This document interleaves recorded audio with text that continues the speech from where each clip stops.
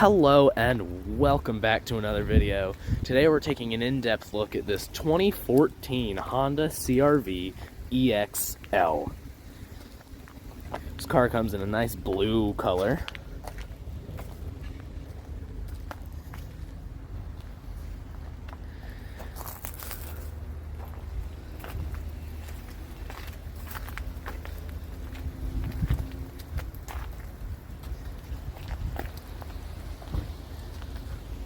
Very nice leather interior.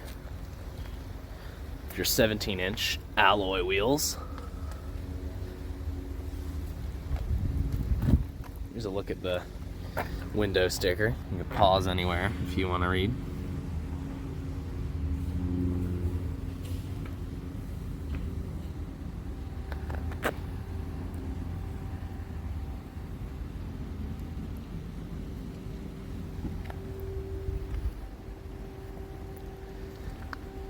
Nice roof racks.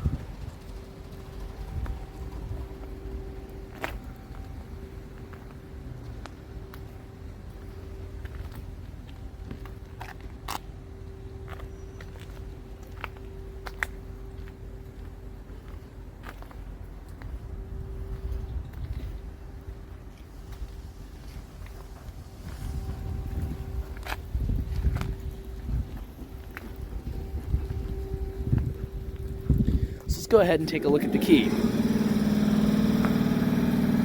I apologize for any background noise, but here's your key. Got your lock, unlock, and panic. It also comes with a valet key. So let's go ahead and unlock it here.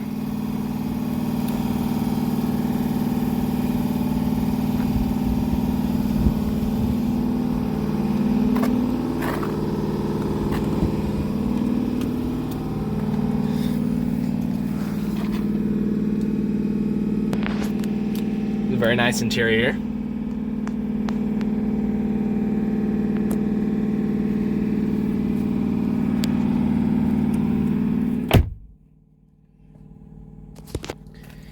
It does have a traditional key.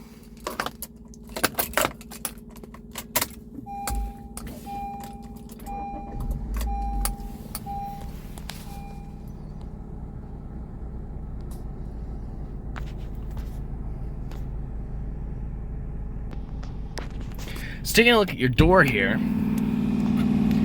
you've got your window, your mirror control here. Push it to the left or the right and use this to move it around, up, down, left, and right. You've got your lock and unlock, your window lock for the back seat.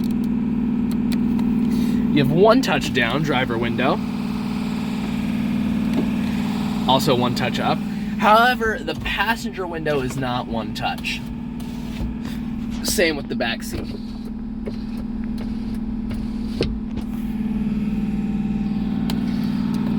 You do have a bit of storage down here and here. A nice padded armrest, padded up here. It is hard plastic up here. However, it's still, well, it's a little bit of it's not as hard a plastic as some, but it's still hard. Soft touch plastic, if you will. Like I said, storage there, and then storage and a cup holder down here.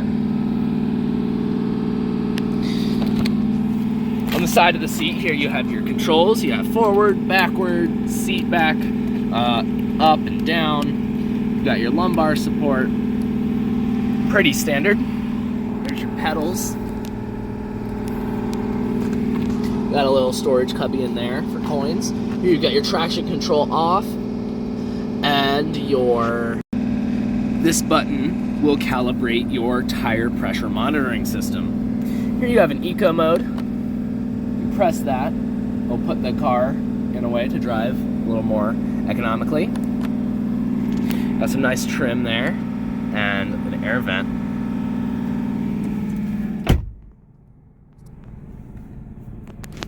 You can see in the gauge cluster when I turn the eco mode on, a little tree lights up. So now let's talk about this steering wheel. It's a very nice steering wheel. I like it. Looks good. I like these little lines in the middle. Gives it a little more shape. It's your Honda logo there. Behind the wheel, you've got your turn signal.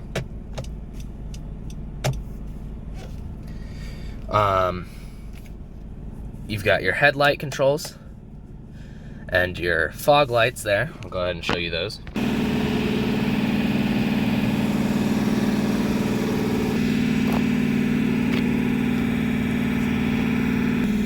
And while we're on the topic of lights, here's your hazard switch.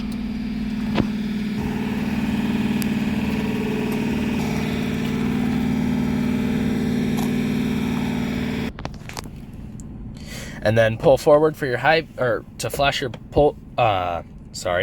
flash your high beams. And then when your headlights are on, you can turn the high beams on that way. You do have automatic headlights. Over here, you've got your one-time wipers, and then your different intermittent settings. You've got your rear wiper here. And then twist all the way down for your wiper fluid, or up again for your wiper fluid. Pull towards you for your front wiper fluid, and then here are your different intermittent front wiper intermittent settings. So moving up into the gauge cluster here, you've got your tachometer,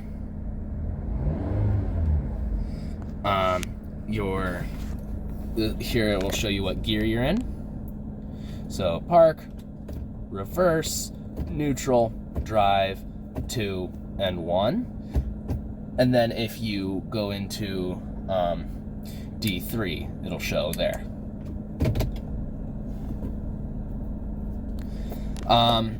You got your speedometer going around the center. Also around the center screen, you have kilometers, which is nice in case you drive to Canada. And then you have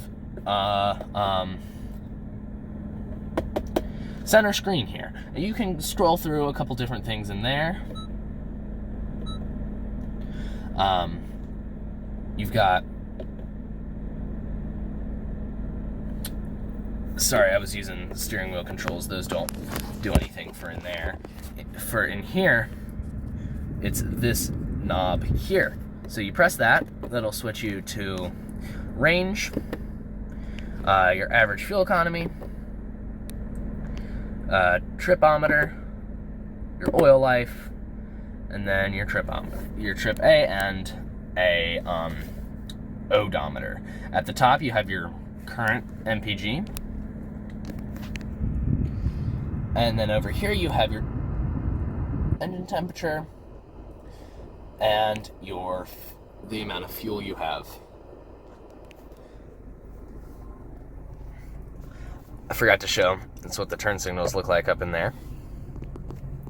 And when your parking brake is on, you see this icon. When the floor parking brake is on. You do have a manual tilt and telescoping steering wheel. There it is. So you pull towards you, push away, up and down.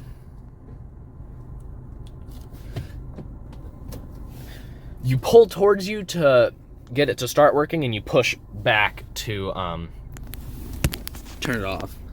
Pull towards you, push back to lock it in position. Now let's talk about the controls that are on the steering wheel itself. So these controls, I was accidentally trying to use them for the center screen, which would make sense. Most cars do that with buttons on the steering wheel. However, these buttons actually control this screen right here. So I'll talk about what that screen does in a second, but so this lets you scroll to the right, to the left, and actually right now it's going through different radio stations because I don't have anything set. It'll go through from your FM to FM, FM2, AM, Sorry, no, that's a different button. That's the button here. That goes through that. This goes through different presets. Here's your volume up, volume down, menu button, which, like I said, I'll get to in a second, and this switches you between a couple different screens in there. Over here you have your cruise control, and you have your phone controls here. Here's your horn. Pretty high-pitched, typical of Honda. Then, so to this screen itself. Alright, so in the menu, the main menu, you've got a clock. You also have something that shows you which direction you're facing. You also have your time. So in there, you can scroll through. Here you've got your different radio stations, your average fuel economy, and a blank screen. Like I said, there's a clock. And here you have your vehicle information and your customized settings. And the volume up and down button that I had mentioned before, those also double as buttons that allow you to go up and down. As you can see off to the left, it has a little thing showing you what to do. The source button in the center of the scroll wheel on the steering wheel, it doubles as a select button as well. So, moving down to the main infotainment system here, you've got your hazard switch, like I mentioned before. You've got two air vents off to the side. Here you have your CD eject. Here you can switch between FM and AM, FM 1, FM 2, and AM. Here you can switch between your CD and Sirius XM 1 and 2. And your Bluetooth, if you had a device connected. Okay, here's your audio. You can go into here if you're in FM, and then while we're in here, you can go from FM 1 to FM 2 to AM through that way.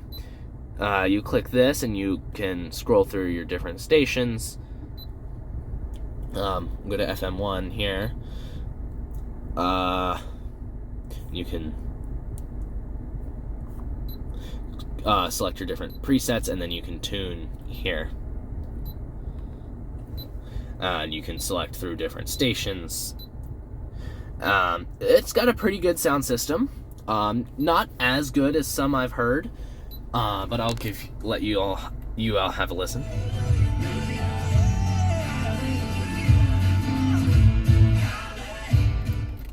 So it gets the job done. Like I said, I've heard better. Here you can scan for stations. You've got your auto select, which essentially does the same thing. And then you have your audio menu. Here you can go through your radio search, and you can select a certain type of music. Or you can go to your sound, and you can adjust your bass, your treble, all that good stuff. Your fade, balance, all that. So, and then if you click source at the top, you get all these different settings.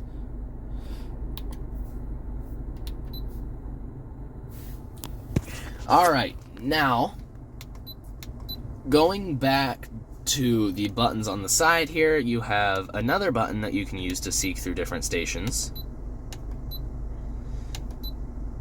Just like so. You have your day and night, so you can you can click this button and adjust your brightness. You click it again, you'll go to night. And then you click it a third time and it'll turn the system off. Here you've got your volume knob. Click there to turn the audio off. Also up here you get a volume meter.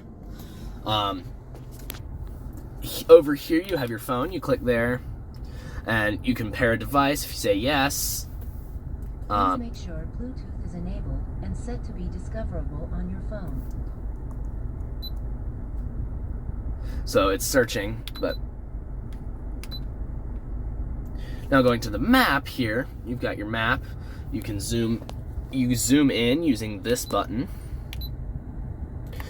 And same for zooming out, just press at the bottom. And to move around, you actually use this weird little knob over here. You push it down, up, left, right. Kind of interesting. Push it in to select. And then you press again. You can set that as a destination. So if I said that, it'll take me there. Proceed to the highlighted route, then the route guidance will start. Alright, so if you want her to repeat something she just said, you can click this button here. Proceed to the highlighted route, then the route guidance will start. And then you've got all the information you would need in there. Then, if you want to leave the route, you click Map Menu and Cancel Route. There you go. Here is essentially... Oh, those are just your radio presets that are there at the bottom. So yeah, that's your map. You can click destination there, and you can type in an address, say your street, a certain street. The cancel I'm pressing over there works as a back button. If you wanted to put in a place name, you could do that.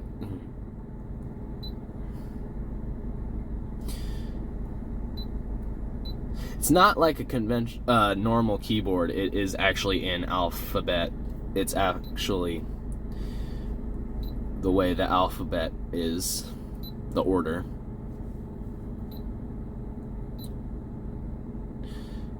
So you select Duval Acura there, and just like that.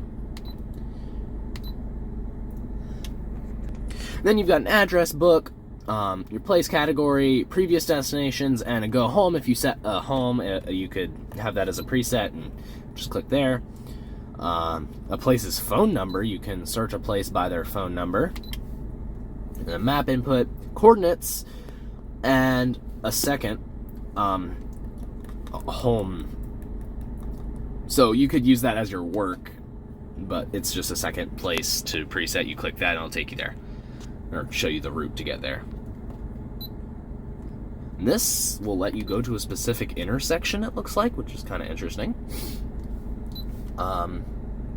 Alright, so moving down from the screen, here we have our air conditioning controls. So you can turn the temperature all the way up to 87 degrees, it looks like, and all the way down to 57 degrees.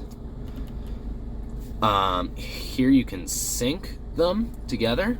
So if this was at 60, click sync and it'll go to 67. Here you've got your fan speed down and up. Here you've got your different modes that'll change where the air is blowing. Here's your AC off if you just wanted to have the fans blowing. Turns it back on. You've got your recirculating air there, and your rear window and mirror defrosters. Here you have your front defroster also. And you push in for it to go to auto. You just adjust fan speed to turn that off. And then here turns the whole system on and off.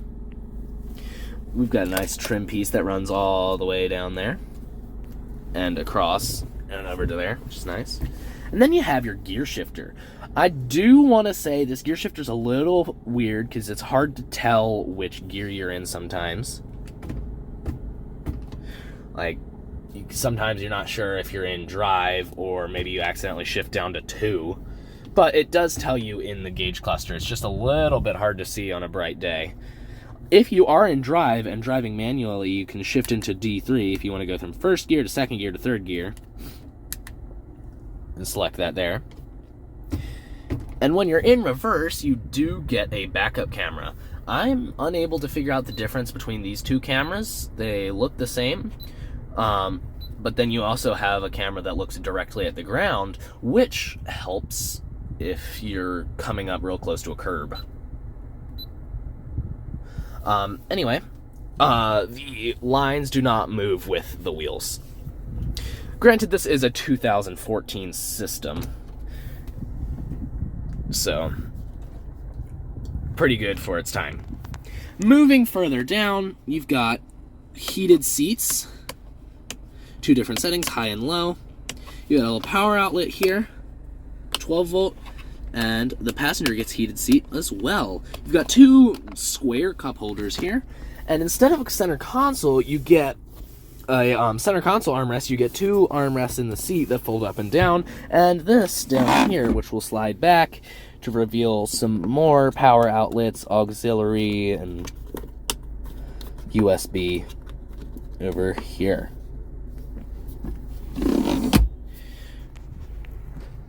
Moving up here, you've got your rear view mirror. Dim it that way. You've got your sun visor mirror here. And you've got a little sunglasses holder and a mirror to look at your back seat passengers. You've got 2 lights here. And you get a sunroof, which is really nice. You can open it there. 1 touch back. 1 touch forward. And you push it in to tilt it. You push up like that to tilt, and to close it, you just hold it. This turns you push it this way, this puts it to the, sorry. If you push this way, it'll turn these lights off, and you push it this way, it'll set it to where these lights will turn on when the doors are open. So now let's go ahead and take a look at the rest of the vehicle. Moving into the back seat here.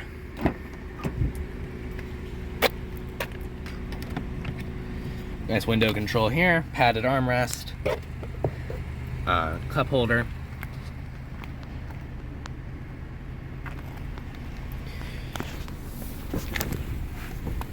Sitting in this back seat, it is nice. It is leather, just like the front.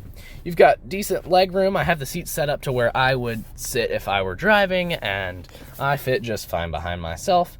Granted, I am under 6 foot, so I am not super tall. But for me, I fit in this back seat just fine. Thigh support is okay. My legs do come out a little further than the seat. I have pretty good headroom, and yeah, other than that, the seat is, well, the seat is good. You do have very cushiony back seats. You don't get anything back here. No AC controls for the back passengers, not even any air conditioning vents. But you do get a center console with 2 cup holders. So now I want to talk about how the seats fold up, because they do something interesting. If you want to do it normally, you can just pull this. Doesn't fold flat though. However, if you want it to fold flat, you pull this strap here. That lifts the seat bottom and allows it to fold flatter. Still not 100% flat. It does raise up a little, but it's better than it was before. So that's a neat little feature. And then you can just put this back up if you want to have it like this for some reason.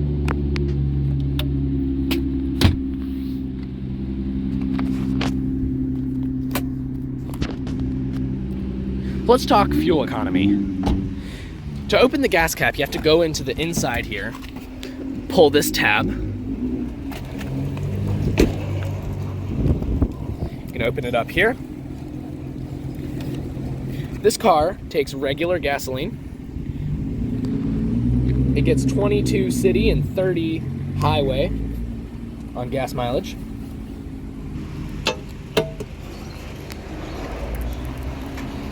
It is all-wheel drive. I meant to say that before. Let's go ahead and talk about the trunk. It's a manual trunk. You lift it from the bottom there. Get your all-weather floor mats here in the back. This is CRV. You can lift that up. See under the cargo floor, you've got a spare tire. Got a little cargo net, cargo hook. These will fold down the back seats from back here. Takes a second, but they go down. And then you've got a couple tie-down hooks here in the front and in the back.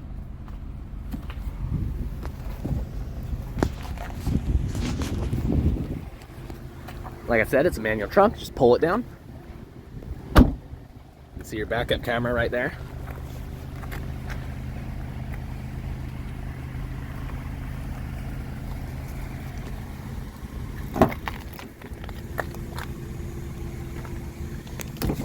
Like I said, it's not one touch for the passenger, the back seat, or the passenger in the front. It is a little bit of a process when you have to put the seats back, but that's all right. Got seat back pockets.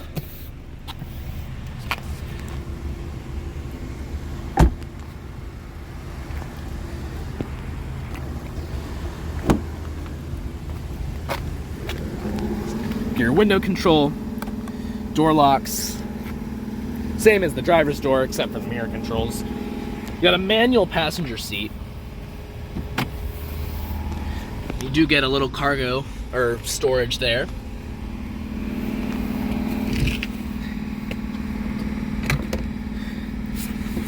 Got CRV owner's manual. Can't really set stuff on the dashboard too easy without putting it super far up because of how it's slanted.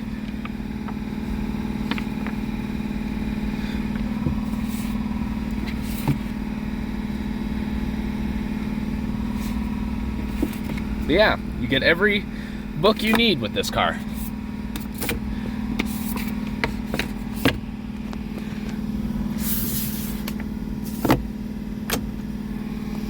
So now let's go ahead and talk about the engine. In order to access the engine bay here, you gotta reach in here, pull there.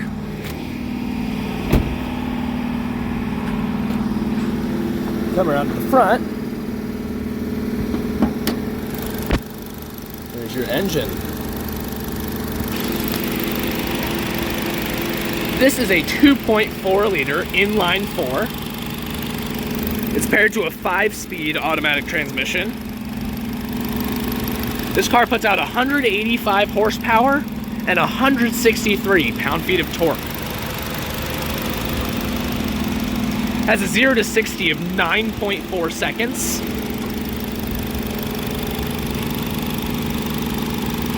Let's go ahead and give it a listen, shall we?